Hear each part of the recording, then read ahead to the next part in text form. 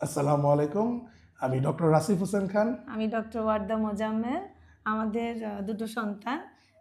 আমার এই ছেলের হচ্ছে নাম আমাদের হচ্ছে বড় বড় সন্তান সন্তান ওয়াফাকাত ওয়াফাকাত রাজবান রাজবান খান, আর আর আমাদের আমাদের ছোট ছোট মেয়ে ছোট ছোট্ট কন্যা। কন্যা ইনশিয়া ফান্নাস খান।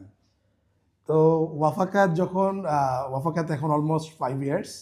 তো 5 ইয়ার্স আগে আমরা এরকম অনেক জায়গাতেই বাইরের অনেক ফটোশ্যুট এগুলো দেখেছি এবং আমরা চেয়েছিলাম যে এরকম আমাদের ফ্যামিলি কিছু ফটোশ্যুট আমরা সবসময় করব। তো হয়তোবা কিছু কিছু কারণে ওই সময় কোভিড ছিল, তারপরে ওভাবে প্ল্যান হয়নি, ওরকম ফটোগ্রাফি স্টুডিও ছিল না। ওরকম ছিল না। তো হঠাৎ করে আমরা ফেসবুকে আবার যখন ইনশিয়া হলো, তারপরে তখন আমাদের এই একটা পেজ প্ল্যানিংটা ছিল দেখলাম। যে এখন আলহামদুলিল্লাহ আমাদের ফ্যামিলি পুরো কমপ্লিট, আমরা এইবার অবশ্যই একটা এরকম একটা ফটোশ্যুট করব। তো এই ফটোশ্যুটের জন্য যখনই দেখলাম তখন দেখলাম যে এখন সবচেয়ে বেস্ট পজিশনে আছে আগডুম বাগডুম। তো ওদের পেজটাতে আমি যোগাযোগ করলাম। তো ওরা আমাদেরকে বললো যে ফর শিওর আপনারা চলে আসেন যে কোনোভাবে। আমি ওদের সবগুলো পেজ দেখে ছবি দেখে একটু ইনোভেটিভ, তারা খুবই সুন্দর করে এই ছবিগুলো তুলেছে। তো আমরা এরপর থেকেই প্ল্যান করেছি কন্ট্যাক্ট করে আস্তে আস্তে আজকে এই দিনে আসা।